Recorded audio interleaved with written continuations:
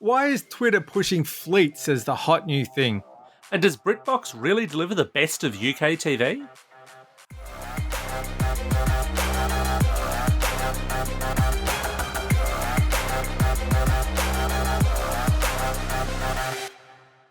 Vertical Hold is proudly brought to you by Aussie Broadband, changing the game with their award-winning network and Australian-based support.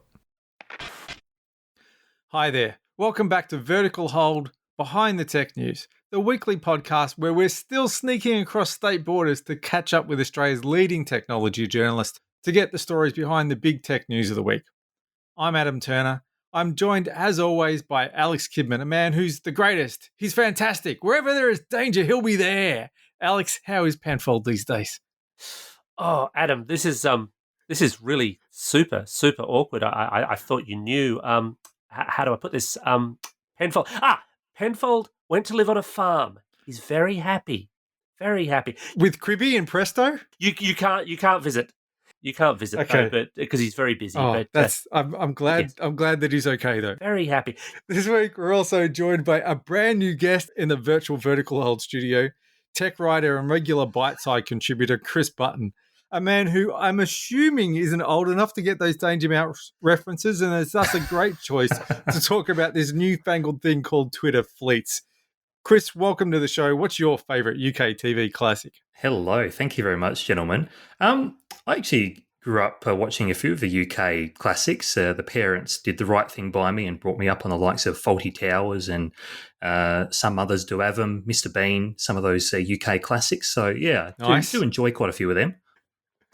So we'll be talking all things Twitter with Chris shortly, but first we caught up with another new guest, Agent Sydney Morning Herald longtime television critic Craig Matheson, to talk about where new streaming service BritBox fits into Australia's growingly crowded streaming landscape.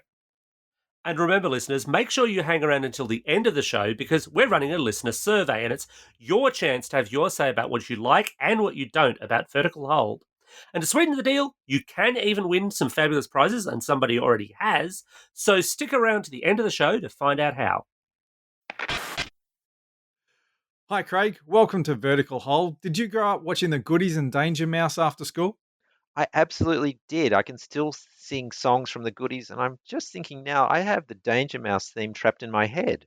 Thank you for that. Nice. Our work here is done. Vertical Hold now with free earworms. Was it Danger Mouse? He's amazing. Danger Mouse. He's fantastic. Wherever there is danger, he'll be there. He'll be there. Well, we should probably stop that there because I think that falls under fair use. If we sing more, we'd have to pay Thames Television or whatever a fee. Yeah, I don't think the budget allows. Aussie Broadband's not quite that generous with the sponsorship. Can either of you name the villain from Danger Mouse? Baron Silas Greenback and his henchman Stiletto. Yeah, I think I can. Oh, dude, if this is hard quiz, you're going to have to go a lot harder than that, I'm telling you. Soft quiz. Craig, what's the story with BritBox, and is it worth getting excited about? Well, I suppose that depends what you like to do at about 8:30 on a Friday and Saturday night. If you like to watch the ABC where there's a sort of genial murder mystery, or perhaps the latest Jane Austen adaptation, or a sort of northern crime thriller from England, that's the audience they're after. It's really a compendium of sort of good, great, and forgotten sort of British shows, often as box sets. So if that's where you lean to, which is often an older audience, that's who BritBox is trying to bring into the streaming landscape. And it's $8.99 a month. Do you reckon that's a bit of a big ask for something that's sort of more of an on the side thing? It's a tricky one to say because, I mean, to me, they're looking for an older audience. So maybe that's people who aren't that familiar with streaming prices. You can also go $90 a year, which, for those who want their yearly bargain. So it's hard to say. I mean, they're really trying to get an audience which I think traditionally has lent to free-to-air television, or maybe Foxtel, which has always had channels like BBC First where a lot of these shows traditionally have been seen. So maybe it's newcomers to streaming thereafter, this sort of an older, even a baby boomer market in a way. I mean, there's quite a lot of, to be fair to BritBox, and I have some issues with it, there's a lot of content there. I think you could get a lot of watching for your $8.99 a month if you hadn't seen these shows before or for a decent length of time. Um, but as I said, I think there are also some issues with it, and you've sort of touched on one of them, which is this issue of where that content already is or has already been. Do you think we're a bit oversaturated with British TV? Look, it's very popular, isn't it? I mean, it's funny. We all grew up with these shows and we take them for granted, but they just keep coming. Um, I'm not sure if we're saturated with it, but I think the problem they're going to have is standing out, having a measure of exclusivity. I mean, they've got a few launch titles that are new and that they have purely purely the Australian streaming rights to, and that they hold that no one else has. But I mean, at the same time, there's Doctor Who is in a lot of places. I mean, again, their Mm. boast is that we have the largest range of Doctor Who, but that's you're starting to tweak the edges there when it's like we have more Doctor Who than someone else. It's not that they have the only ones with Doctor Who. Everyone's got it. They're just saying they got more. So it's going to get tricky, I think, for them to distinguish themselves. Even when you've got services like Acorn, for example, another one of those second tier sort of specialized streaming services, they also have a lot of British content as well. So, who do you think this? If this hurts anybody, who do you think it's going to hurt the most? iView, Foxtel. I think Foxtel, yes, that's a good call. I mean, Foxtel is obviously fighting on so many fronts, and I think targeting an older audience, really, people who perhaps just subscribed to Foxtel for decades, even, and have always just paid it. Now are starting to think again because they're getting diverted by whether it's KO for sport or other services. Now they're like, well, now I'm if I want to see Prime Suspect, or I want to see Vera, or maybe a show that's set in somewhere sunny where a person dies every week and they solve it within 48 minutes. I can go to BritBox now for that as well. Maybe I don't have to pay for Foxtel, the three-figure charge. I can go for the $9 charge. Yeah. Foxtel does have a bit of an ace up its sleeve here, though, because there's a BritBox feature that we don't get here that you do get in the US version of BritBox, which is a thing called Now. It's basically their fast tracking of UK TV series and really specifically soaps. Now, I'm not that keen on soap operas myself, but obviously a lot of people do like them. UK TV and BBC First and so on Foxtel get those. BritBox doesn't. In fact, if you're a soap opera fan, there's really not a lot going on. Yeah, and that's a tidy little segment of the market. So I do agree with that. That's a tricky one for them. Yes, I must say it's been decades since I've looked at EastEnders. But You know, I bet you can earworm the theme tune for that too. I was going to say I can still remember Dot Cotton. So and her evil son Nick. So some things do sink in, sadly. So yeah, look, it's going to be hard for BritBox. I mean, even this morning, just looking back, I'm like, wow, Acorn and BritBox do share a lot. So um, you know, I think we're talking about a market that's going to grow a little, but I think in the end they're looking to cannibalize each other. So that's tough, and the marketing people are going to have to earn their money. One of the interesting things here, and it's something that was becoming more common, is that you can subscribe to BritBox on its own, or you can get it as an add on to your Amazon Prime service or to your Apple TV service. And that sort of seems like we're getting back to that model of Foxtel packages, we used to call it the bad old days. It was terrible that you had to pay Foxtel $100 to see everything you wanted to watch. But now we're at the point where I have to pay 10 providers $10 to see everything I want to watch. Is this a step forward or a step backwards that they're now making it a bolt on again? Or the option of a bolt on? It is interesting. I remember my first reaction when I looked at Apple TV when it launched was, okay, it's its own streaming service, but I think the ultimate purpose of Apple TV is to be an aggregator. And Yeah. every month I have a look at what services they're adding as those bolt-ons, and the list gets longer every month. I mean, it was two or three initially. I mean, I think a year later we're talking about maybe a dozen. So they're always adding these elements that you can, as you say, add on. Um, it's an interesting proposition. You still can't get everything. I mean, I think Foxtel was in its own way quite inclusive and tried to span everything. Now it's more, I suppose, we're getting to those very niche orientated. I mean, whether it's British television, whether it's you know, reality obsessives can get hayu, which is just seems to be real housewives of every single city in the world. I wonder, or doc play for documentaries. So I know there are some design channels out, streaming services out there now. So I'm kind of fascinated in how niche this can get, like how far we're going to go, and then whether people will be willing to have 10 little streaming services that answer 10 direct needs they have, and whether they'll be willing to, to pay that through Apple or Amazon. Well, we saw the market wasn't even big enough to sustain a few players. Like we lost Presto. Let's not even bother to mention Quibi, but we lost Presto as like it was clear that there was just trying to sustain too many. But when looking back now, that was only a handful compared to what we've got. Do you think we'll see a consolidation? Will some of these get together? Will they just fall by the wayside? Or is it a niche enough now that you can get away with only appealing to 1% of the market? Well, I think what we're seeing now is the tier effect is really kicking in, and at the very top, I think Netflix, Stan, Amazon, Apple, and in some Yeah. cases they're probably not all of them are doing great. I can't imagine, Amazon still has tiny market penetration from what I can see anecdotally in terms of when I talk to people about Amazon shows, they're like, oh, don't have it. Um, but they're just going to, they'll always be there.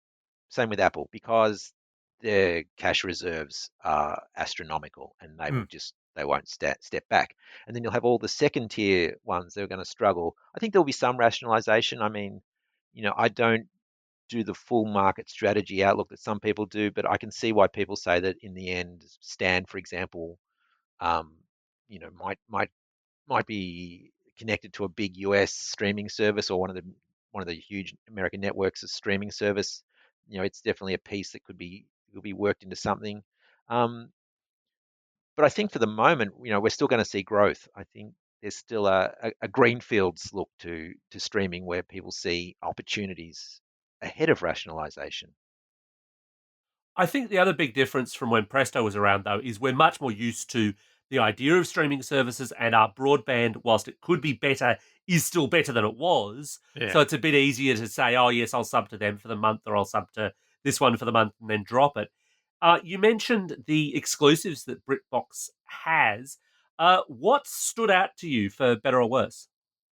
The one I've been watching for work is the All Creatures Great and Small remake. Hmm. So that sort of beloved BBC show. I think it ran in two segments, late 70s and the late 80s. Hmm. They revived it.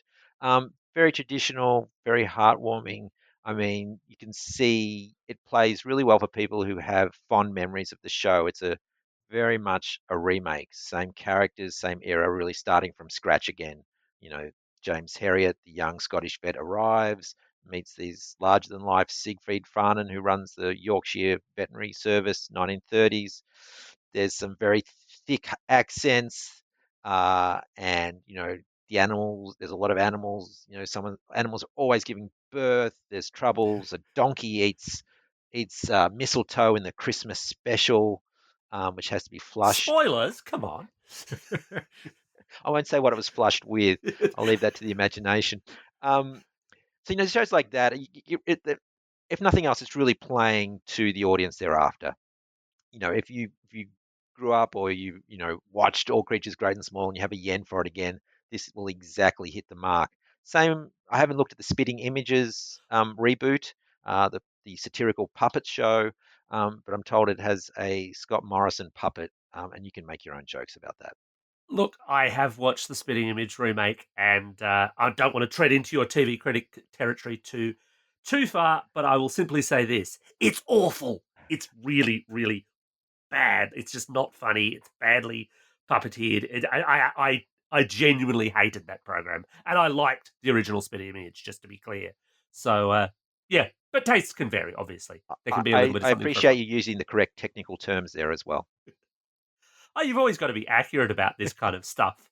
Now, this isn't the first time that the BBC, although this is BBC and I think it's ITV as well, has had a kind of crack at the market because we had that weird version of BBC iPlayer about a decade ago. Yeah, I remember that.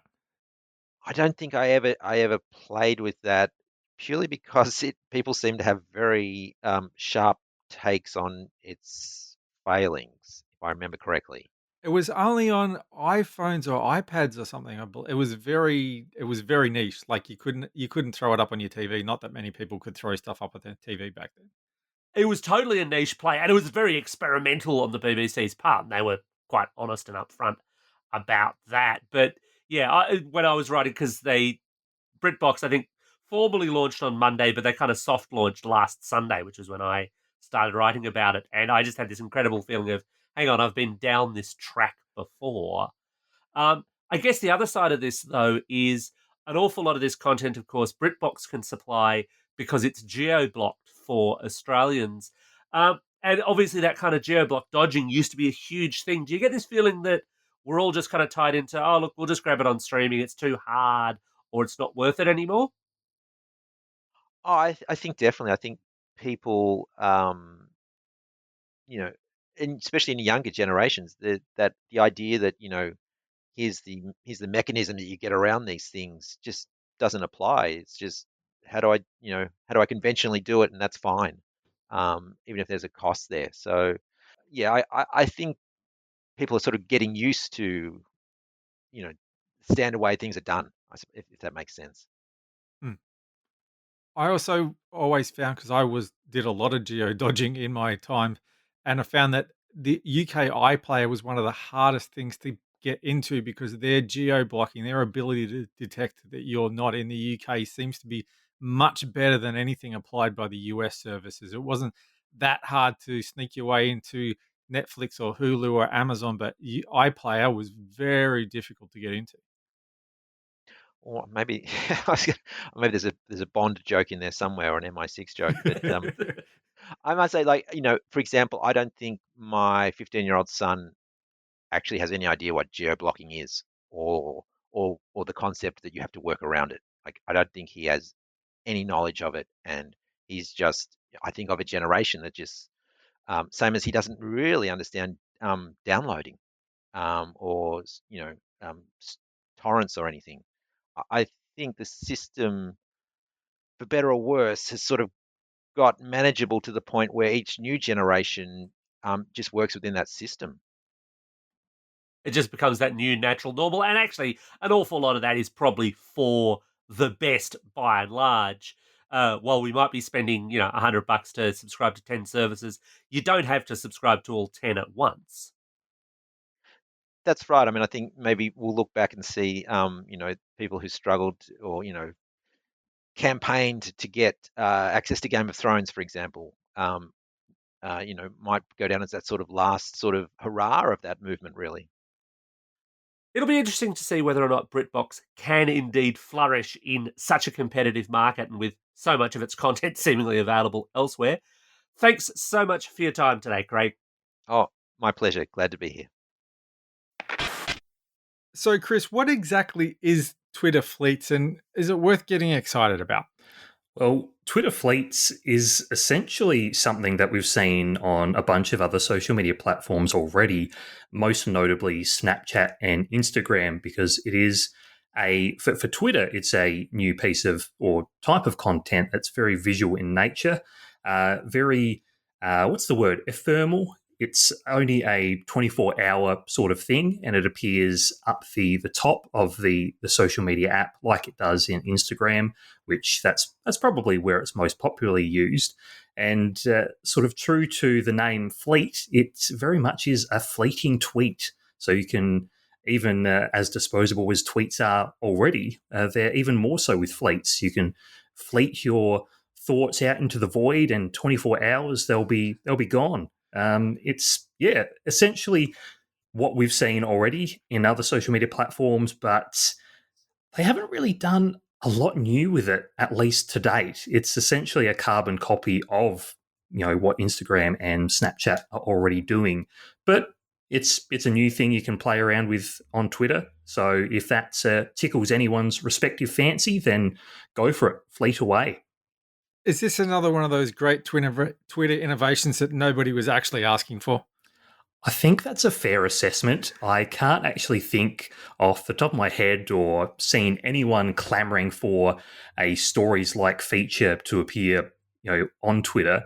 In fact, the first day that Twitter, or rather Fleets, went live worldwide, because they did do some testing in other countries earlier in the year, which I think included the likes of India and Italy, and I can't remember the others off the top of my head, but there were a few countries that sort of did a pilot of this, and supposedly it's helped people share more content who may not have been sharing much in the first place, but whether that was just a novelty of trying a new thing or not, Twitter didn't exactly share a lot of detail into that.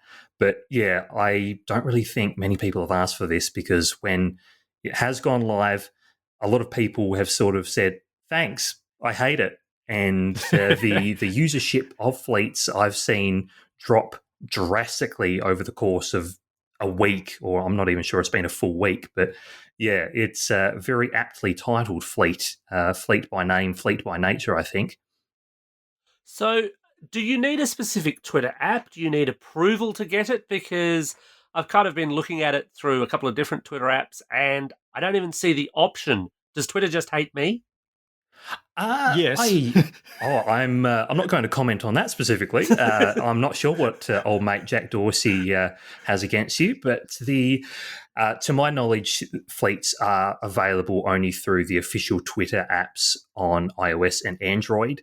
I don't believe that they are available on any third-party Twitter apps, so whether that's TweetDeck on desktop or Tweetbot or any other form of tweeting app, nor is it available on the desktop browser version of Twitter either. So earlier, while I was having a look through my Twitter feed on desktop, I can't see Fleets at all. There's no bar along the top to show me who's been fleeting or for an option for me to fleet.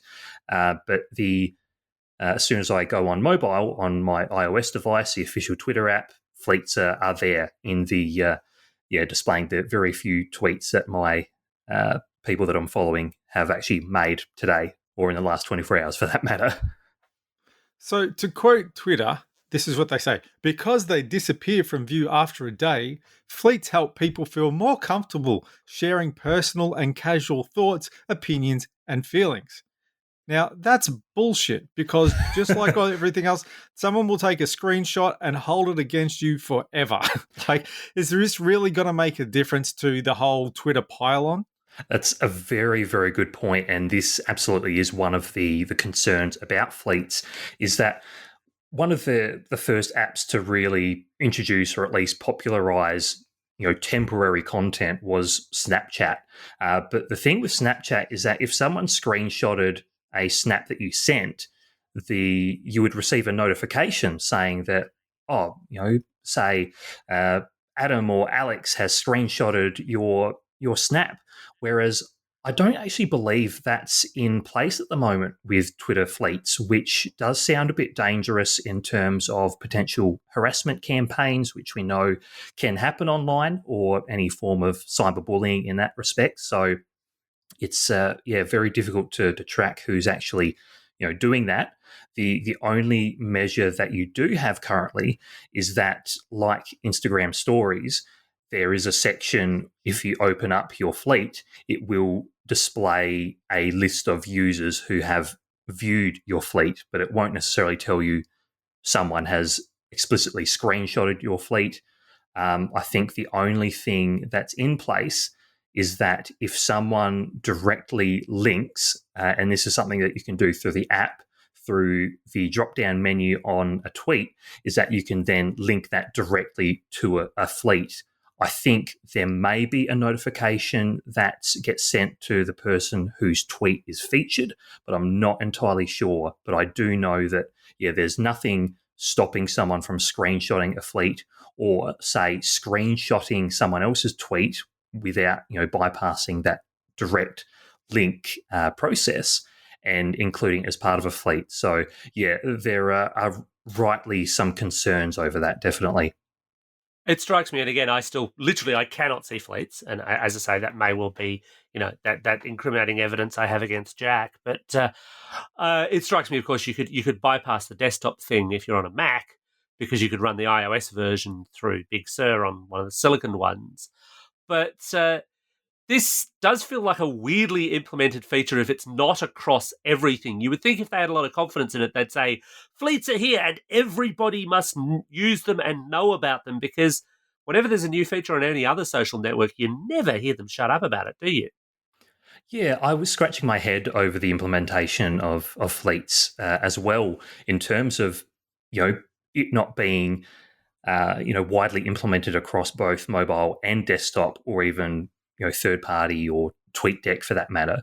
So I was trying to look up, okay, what is the usership of Twitter on mobile versus desktop? Because I think it's fair to say most social media platforms heavily favor mobile over desktop.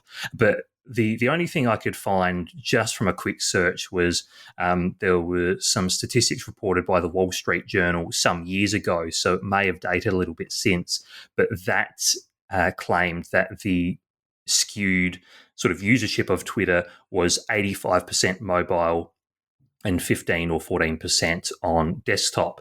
But still, that's, you think of the total amount of people who are potentially still using Twitter on desktop, that's not an insignificant amount of people to exclude from a new feature.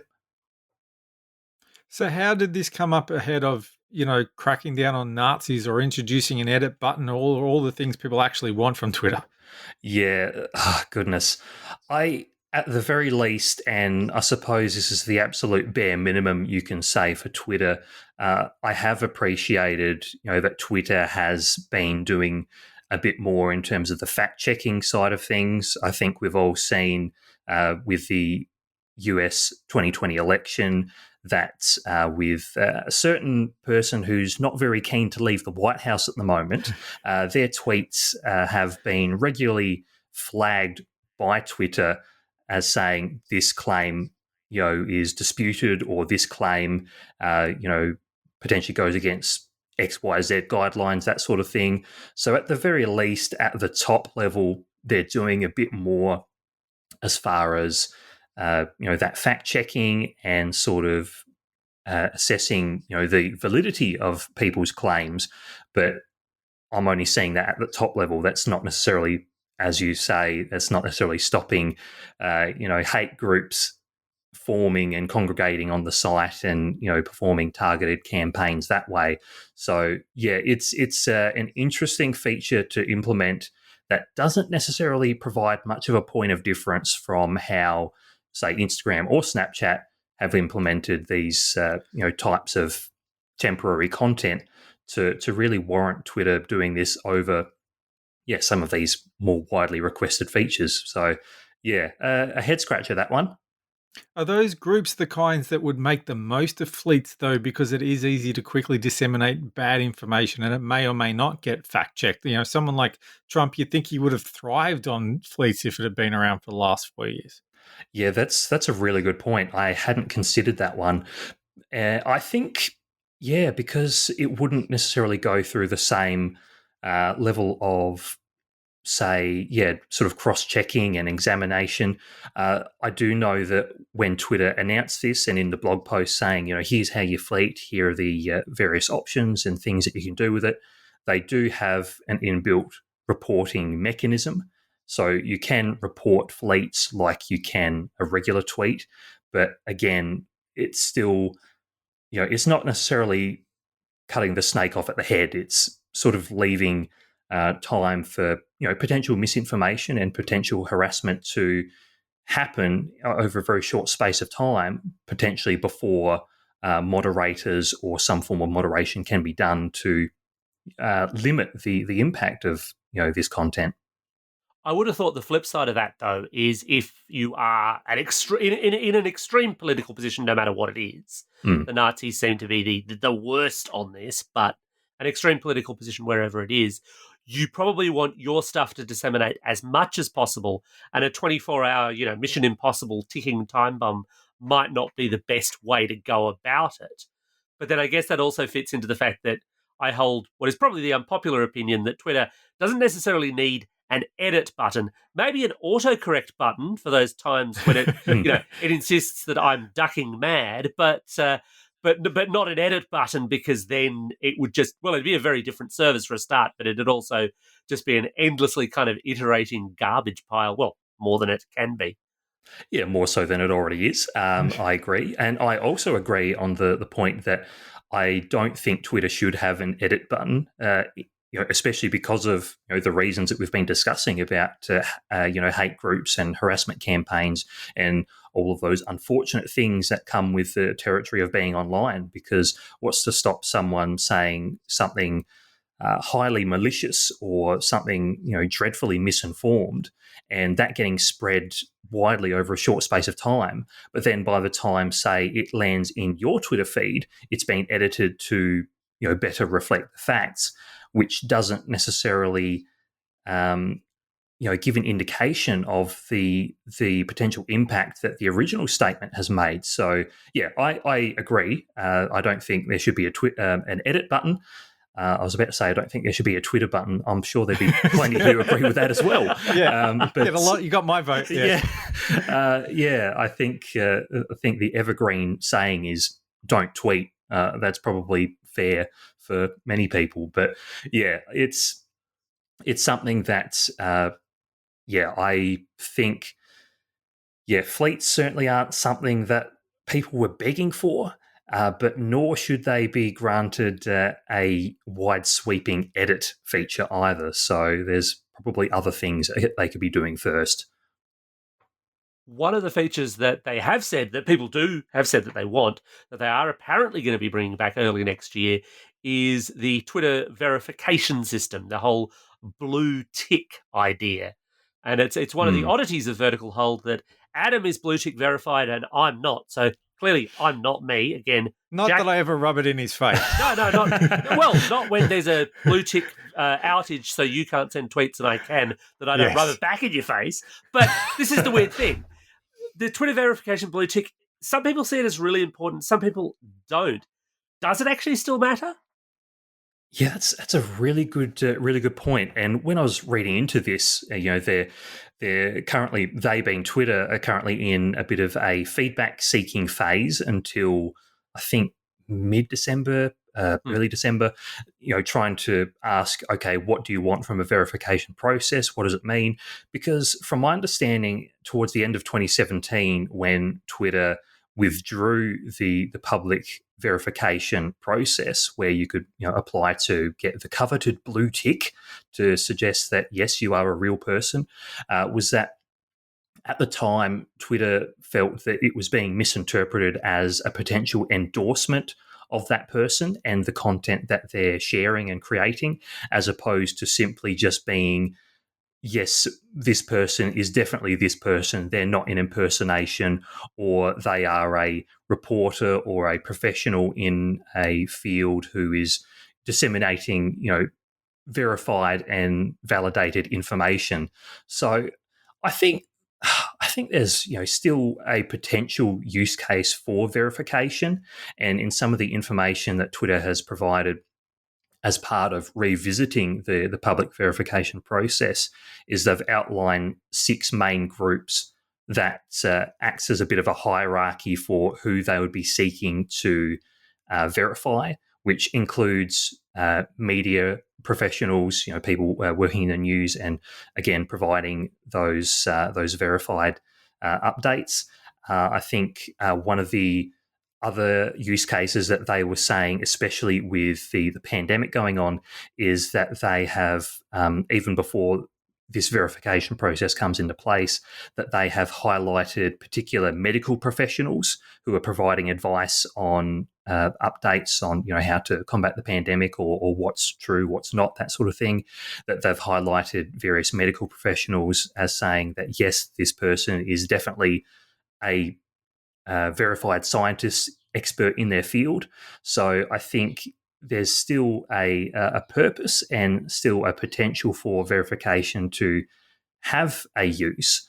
But I think, again, going back to the 2020 US election, you hear a lot from the Trump supporters about rising up against the elites, inverted commas. And you hear that used a lot on various social media platforms as well, when people have got blue ticks and that sort of thing, that sometimes people can actually be more skeptical of blue ticks than people who aren't verified. So it's a messy situation all around. I think the thinking behind blue ticks has maybe changed. I want to say maybe 10 years since blue ticks came along, and I was one of the early people in Australia to get them in I was amongst the second batch of journalists in Australia to get a blue tick, and I didn't hear anything from anybody at Twitter. I just got it, and I was a freelancer, and I was very few freelancers got them, and I think it's just because they assumed that I actually worked for the Sydney Morning Herald, but there was no attempt that I saw to actually verify I was who I said I was. But I got the impression at the time that the idea of a blue tick was just to honestly say this person is actually who they claim to be, because the whole idea of fake people on Twitter, and fake Steve Conroy was one of the greatest. It was a big thing. You don't see it so much now. And Mm. so it was to say, okay, this person is not a spoof, and this person is not someone who's deliberately trying to trick you into thinking they are actually that person. This really is Adam Turner. And that, I think that was all that they intended it to actually mean. But in the beginning, it was such a what's the opposite of a transparent process? I can't think of the word. It was such a murky process. No one knew how it worked. No one knew if you were going to get a blue tick. There was no one to ask to get a blue tick. There was Mm. no way to. It was just one of those things that Twitter decided to hand them out, and then afterwards kind of thought, oh, I guess we better make up a few rules to go with this. But now, when you talk about blue ticks, as you say, especially because we live in this era of misinformation, I don't think anyone thinks the purpose of a blue tick is to be sure that that actually is Adam Turner. I think you're right. It's more as, okay, we've authenticated somehow that what Adam Turner says can be trusted, and it was never really designed to be that way. Yeah, yeah. I think it's, and even with what they're looking with the revised setup for the verification process, it still has uses outside of hard news and information, because it also includes reputable companies and brands, including those who work in entertainment as well. So it includes a fair bit. I'm just looking through some of the criteria at the moment. So it includes government, companies, brands, and organisations, news, entertainment, and also sports. Prominent athletes, and includes also activists and organisers and other influential individuals. So it'll be interesting to see what happens following the public consultation process, whether they do proceed with the public verification process, or whether they change things, or what will potentially roll out as a result.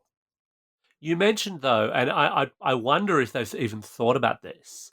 Activists and prominent people Mm. getting Twitter verified. I'm wondering if there will be a mechanism to get unverified, because for some of those people, and it might even be true for your scientists and your medical types, given we live in an anti-vax 5G hysteria world as well, that they might not want to be positively nailed down and identified as being, yes, this is definitely that person, because that is Mm. also another method to enable a level of cyber stalking.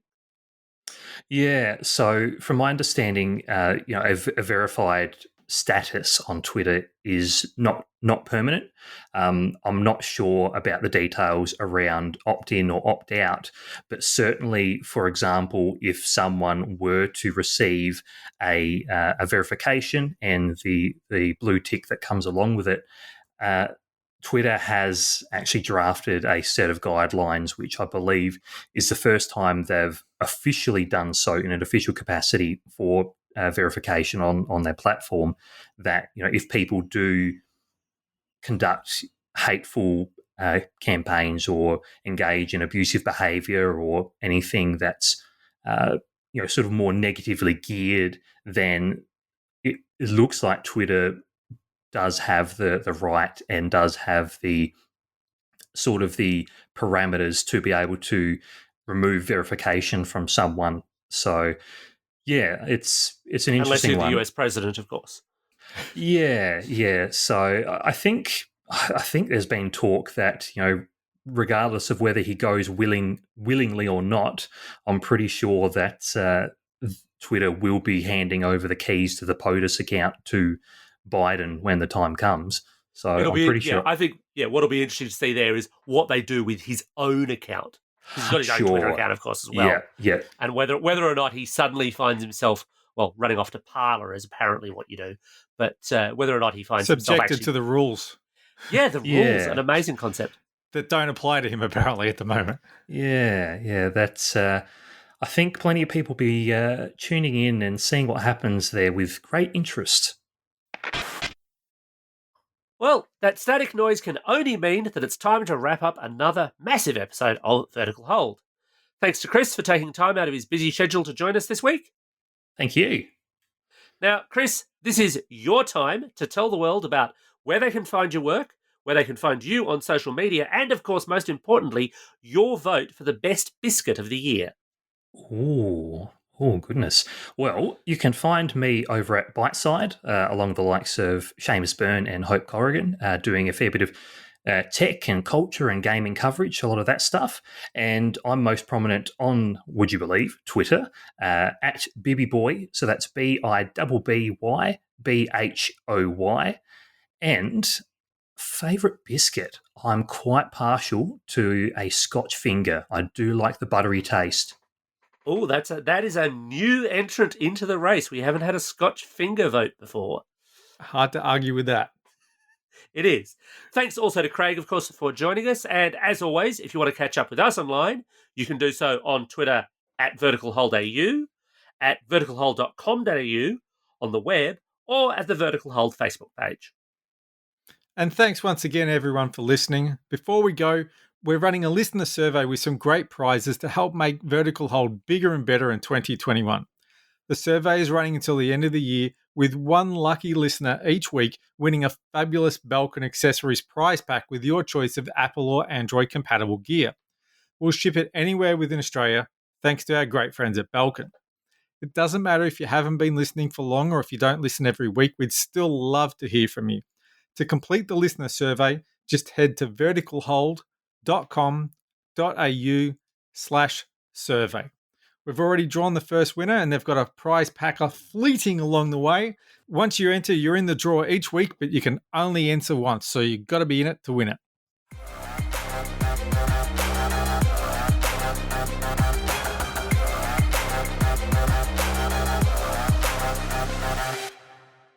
Vertical Hold is proudly brought to you by Aussie Broadband, changing the game with their award-winning network and Australian-based support.